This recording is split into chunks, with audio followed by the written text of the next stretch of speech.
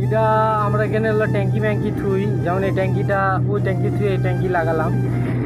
আর এই ট্যাঙ্কিগুলো এক এক সময় এক এক ট্যাঙ্কি লাগাই।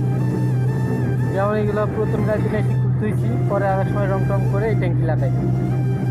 মানে এখানে গাড়ির যত মাল সামান সব আমার কপিলে, ওটা আমাদের ওয়ার্কশপ।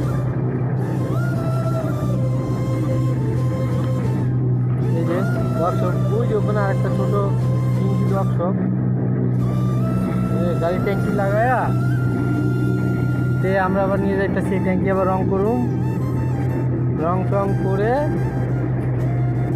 বিক্রি করবো।